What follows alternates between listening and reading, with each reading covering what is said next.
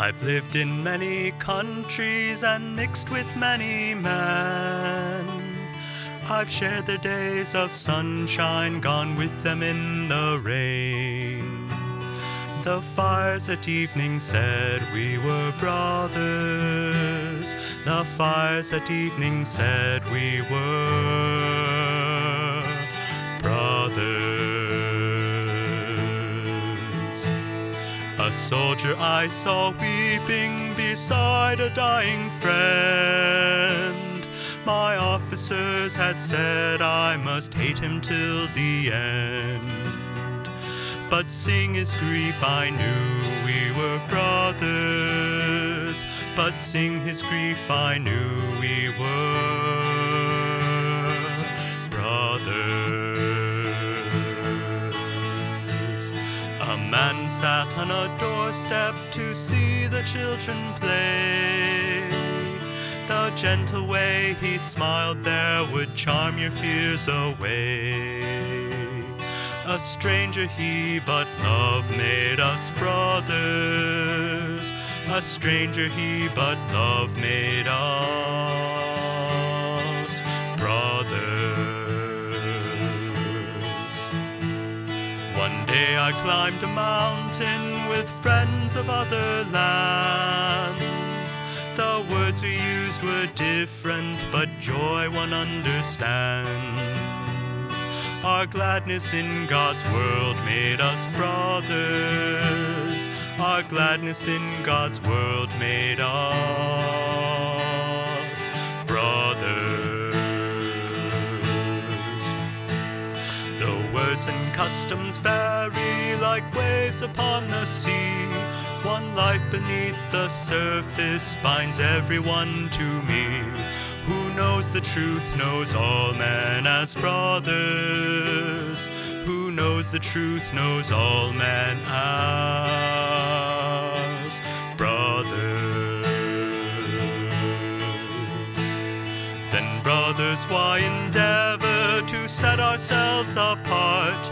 The fences we've been building squeeze tight upon our hearts.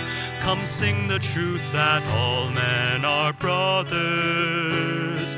Come sing the truth that all men are brothers.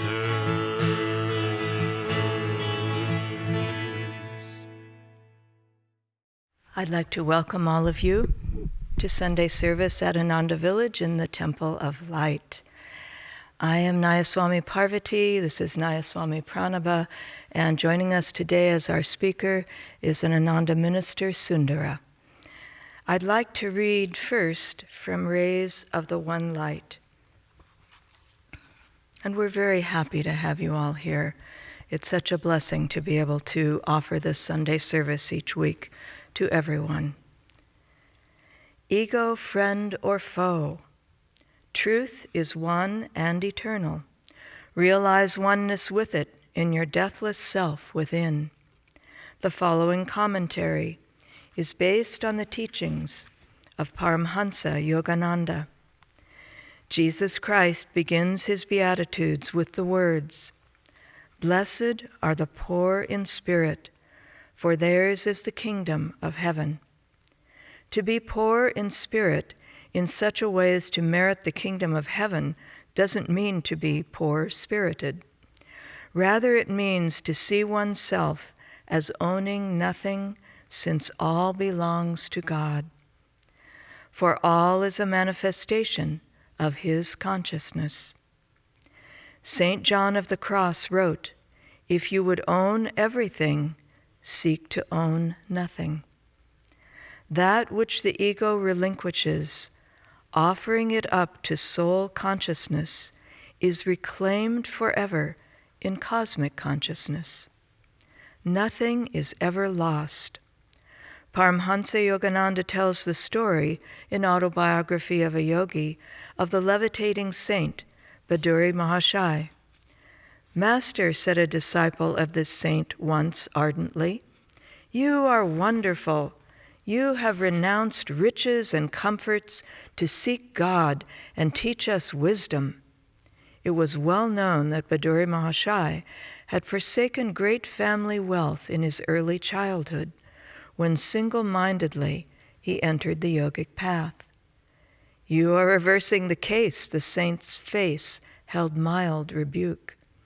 I have left a few paltry rupees, a few petty pleasures, for a cosmic empire of endless bliss. How then have I denied myself anything?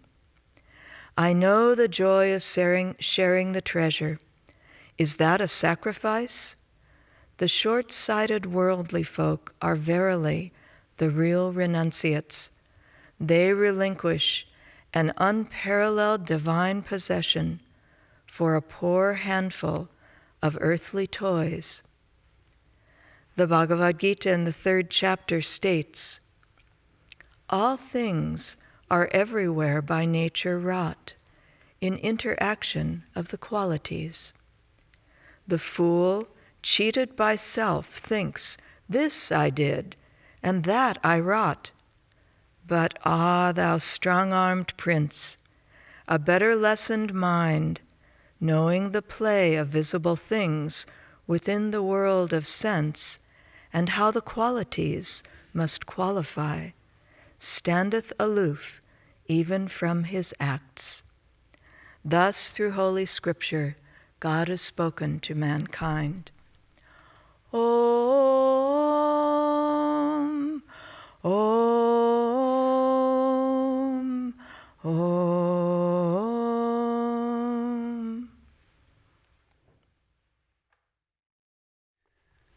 Good morning, and thank you so much for joining us this morning. I'd like to read from Whispers from Eternity. Make us transparent, that thy light may shine through us unimpeded.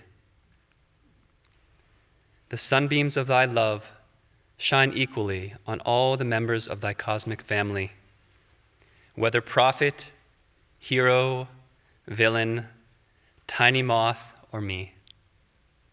It is our own fault if we make ourselves opaque by our own mental and emotional dullness. Teach us to wipe away the dirt of error from the windows of our understanding. Our arms are weak for the task, owing to our long inner spiritual resistance. O Master Cleanser, lend power to our efforts that we may wipe away every last spot that clings to our minds, obscuring our transparency and preventing free entry into thy light. Oh, make us fully clean again, invisible in our egos, because transmitting only visions of thy beauty, which lies within us.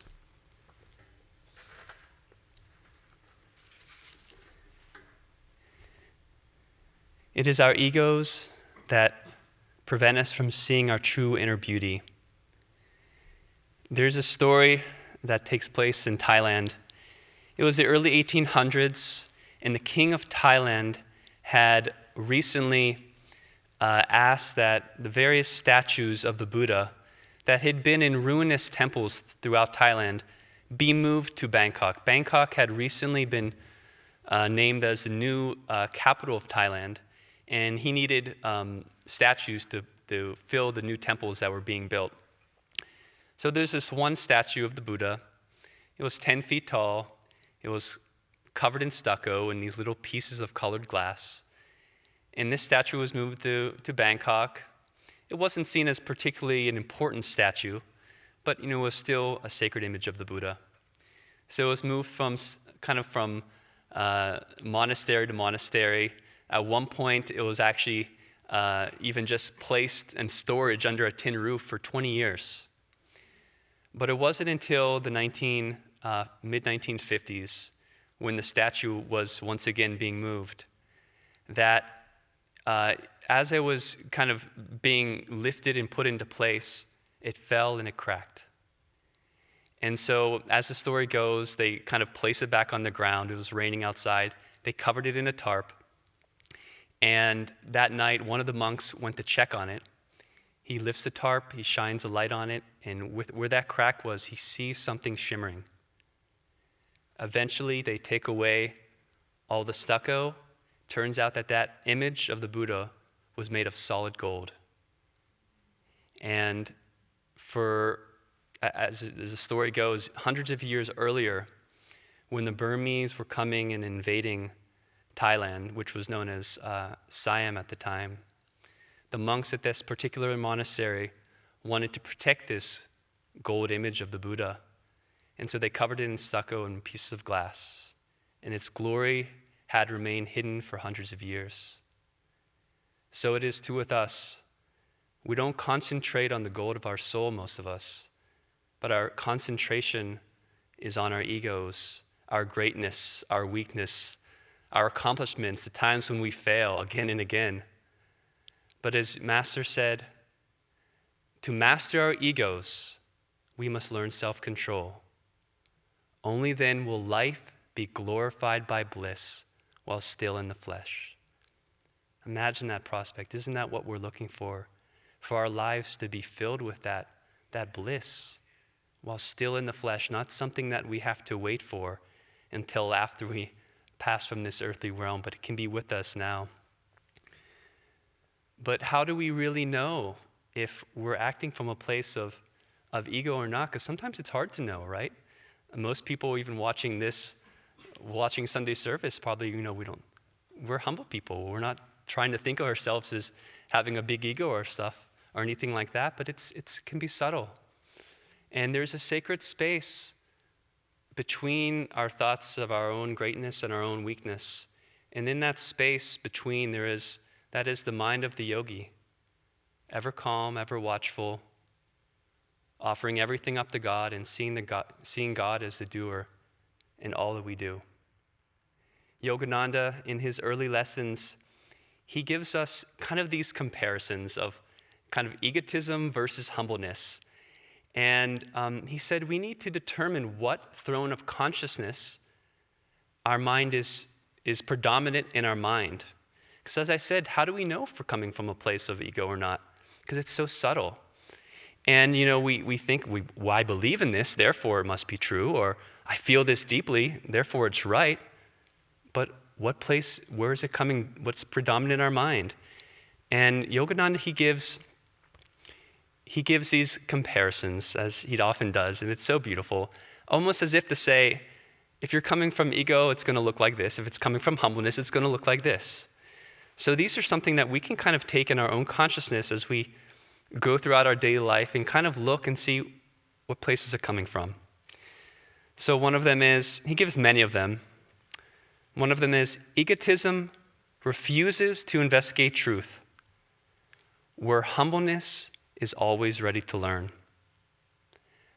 When I thought of this, the first thing that came to my mind is American politics. We look at the other side, and maybe we don't even take anything they say that must be true because it's the other side. But truth is always looking to investigate, is always be ready to be open to truth wherever it may be found. Egotism reveals its smallness by trying to make others feel small, whereas humbleness sets an example for others to follow.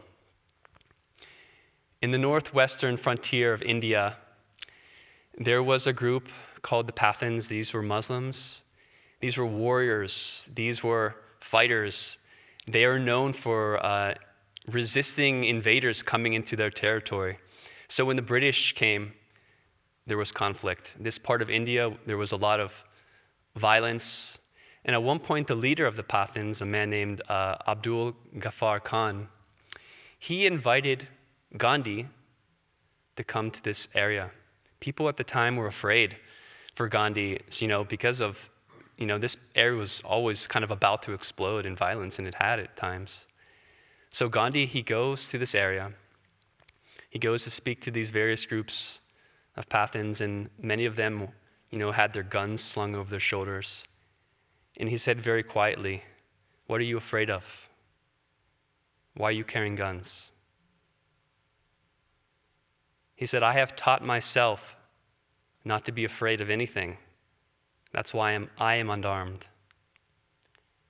And it completely stunned the people. And they dropped their arms and they followed Gandhi's way of nonviolence. This was one of the largest groups in the nonviolence movement, somewhere around 80,000 people. Our example was powerful. It's much more powerful than our words. As it says in this example, egotism reveals its smallness by trying to make others feel small, whereas humbleness sets an example. Gandhi's example was so powerful, wasn't it? Sri Yukteswar said, "We cut off other people's heads so that we ourselves appear taller." But example is much more powerful than any words that we could ever give. Egotism has plenty of time to speak to others of his greatness because he is not performing great deeds.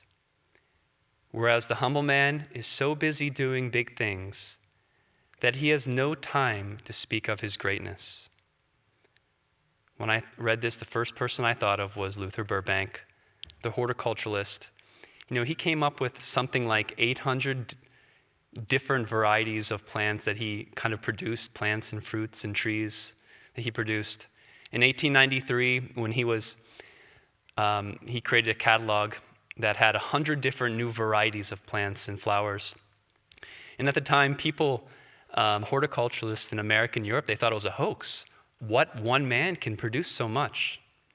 But as Yogananda said, here is a man in whom there was no guile.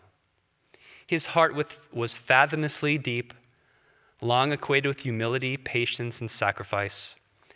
His little home amidst the roses was austerely simple. He knew the worthlessness of luxury, the joy of few possessions. The modesty with which he wore his scientific fame repeatedly reminded me of the trees that bend low with the burden of ripening fruits. It is the barren tree that lifts its head high in an empty boast. This was Luther Burbank. I keep coming back in my consciousness again and again. Here's the autobiography of a yogi, one of the greatest, best known autobiographies of any subject of all time. And Yogananda dedicates it to Luther Burbank, an American saint, almost as if to say, here is an ideal that we can live towards. And I don't think it was just because of his scientific accomplishments, which were great, because it was because of his inner accomplishments, of renouncing his ego, of that humbleness, of his sacrifice, of his simplicity. Because it's in those qualities that our soul becomes revealed and discovered, and we are able to reach our higher potential. All the things that Luther Burbank was able to do, I'm sure, was because of his humbleness, and then the power of God giving him the inspiration for what he was able to do. So how do we really start to, shift our consciousness once we become aware of if it's coming from a place of more ego or shifting it to more of a place of humbleness and, kind of seeing God as a doer. And one of the things that Yoganandaji said is that a superiority and inferiority are caused by imagination. Isn't that interesting? Let's look at an example. Somebody compliments you on your hair, and you say, "Thank you very much." And you go home and you look in the mirror, and you say, "Wow, I kind of do really look like, Angelina Jolie, or kind of do look like Brad Pitt." And you kind of balloon it out, and your imagination keeps going, and you start getting a greater sense of self in that way, right? Or maybe somebody at work says, "You really blew it." And you start imagining, wow, if I blew it, what happens if I blow it again? And then what happens if I lose my job and I can't pay my bills? And you keep thinking and you keep getting down and down on yourself. Imagination. We need to stop our imagination. We need to stop energizing our imagination and just constantly offer everything up to God. There was this one time that I remember when I was in high school. It's right when I found Paramahansa Yogananda's autobiography of a yogi. I was 17 years old, and I started studying other Eastern spiritual traditions.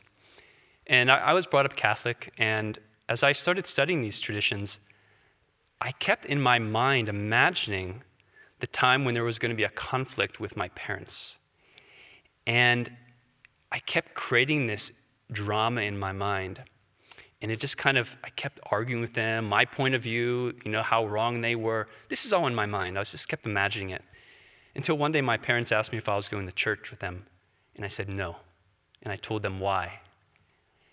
And I'll never forget the emotion that I spoke with, the disharmony that I created, not just in myself, but within my parents, even to making my mom cry. They might not even remember this situation, but I definitely do.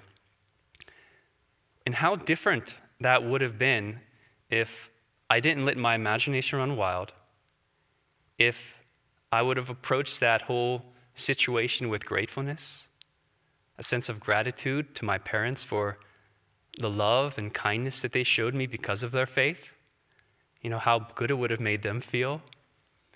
The calmness, if I was able to approach this situation with a calm attitude. Calmness, maybe my parents would have been able to see my point of view if I wasn't kind of reactive and emotional in the way I was presenting it. Yoganandaji said that calmness gives the devotee the power to overcome all obstacles in life. The person that can remain calm under all circumstances is invincible. Calmness, emotion is of the ego. Calmness is of the soul. Calmness reveals the soul. Which one of our techniques on the path of self-realization really help us directly to feel this calmness? And that's Hong Sa, watching the breath. It's very simple. All you do is watch the breath. You don't have to be in meditation to watch the breath.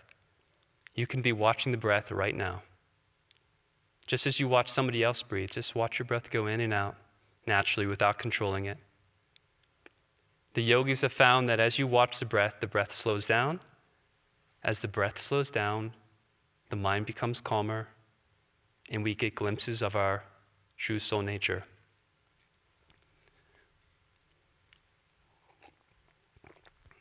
But how do we, it's very difficult when we're in the heat of the moment to be calm. Even when we do try and practice calmness throughout the day. Because, karma can just hit, our emotions can sometimes get the best of us. But one of the things that we can also do is constantly offer everything up to God.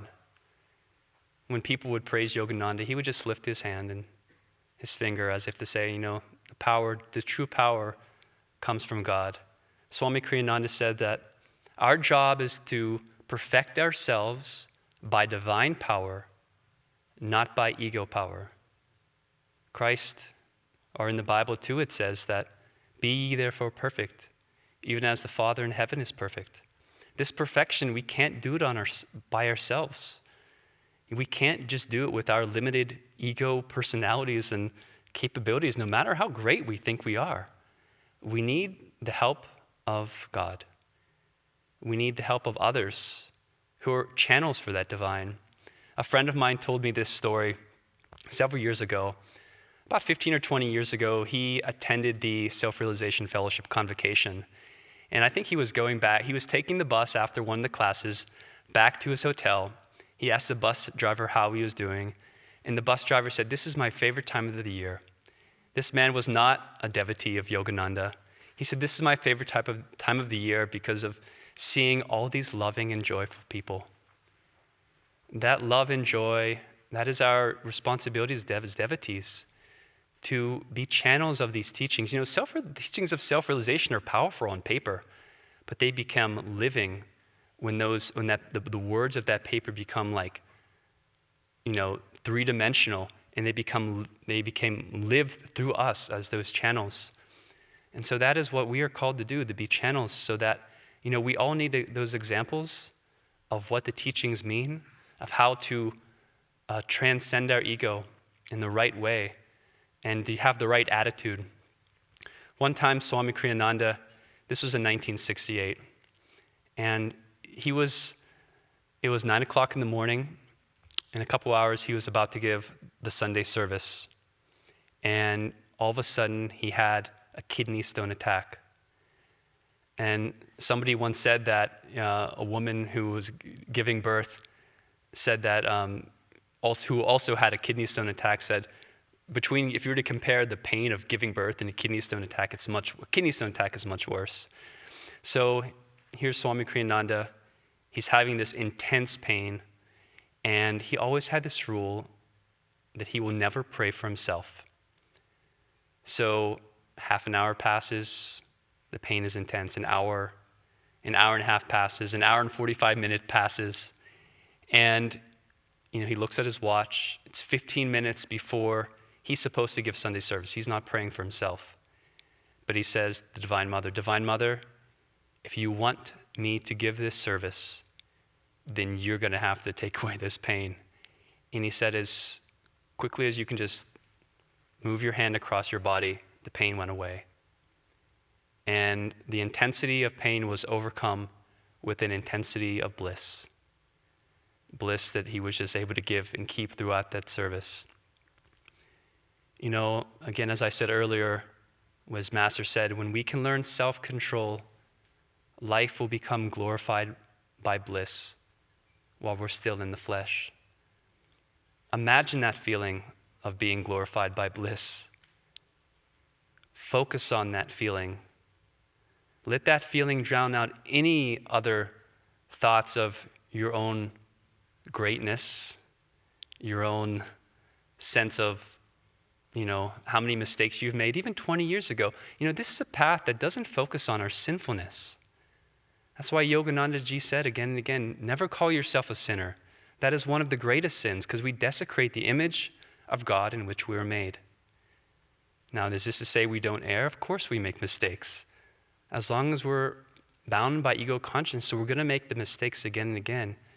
But it doesn't do us any good to constantly affirm our mistakes.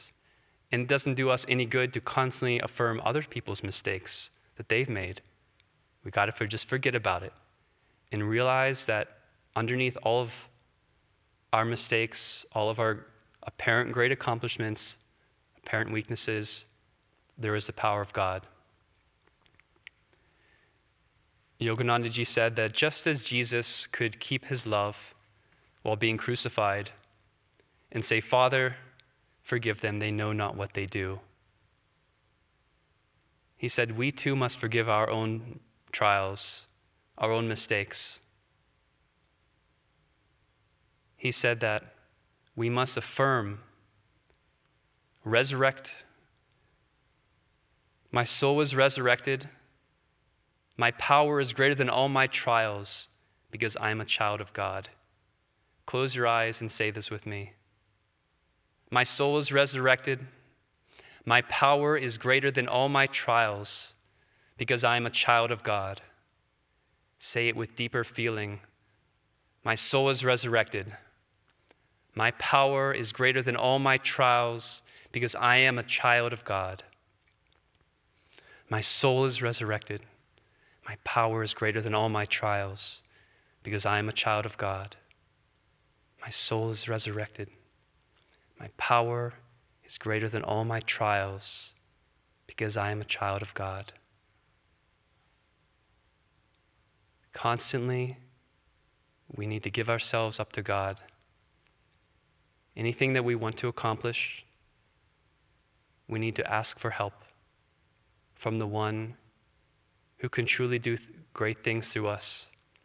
As we look in this world, and we look at least on American television, and we see all of the division that's happening, we need examples in this world of people who are acting Gandhi-like in the sense of having no fear, holding their own inner center of God's peace, of God's calmness, of God's wisdom in their heart. Because as he said, we must be the change that we want to see in this world. And that change cannot come, as Swami Kriyananda said, from our own egos. It can only come from divine power. God bless you.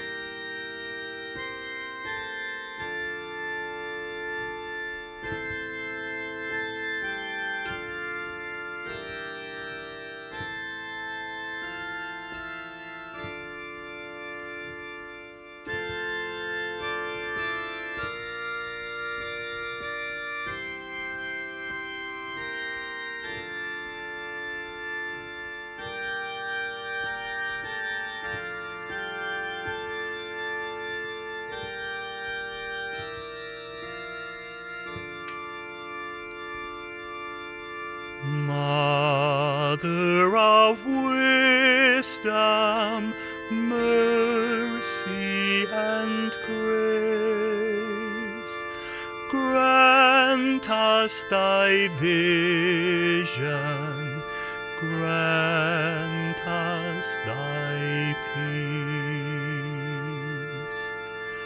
Our love receive, though blindly we pray, silently guide our thoughts when we stray.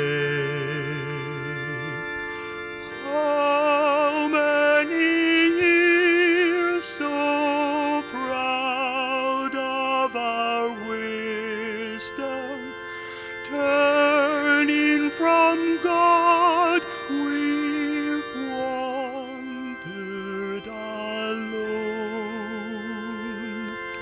So many years we've boasted but madness. Now our souls call thee,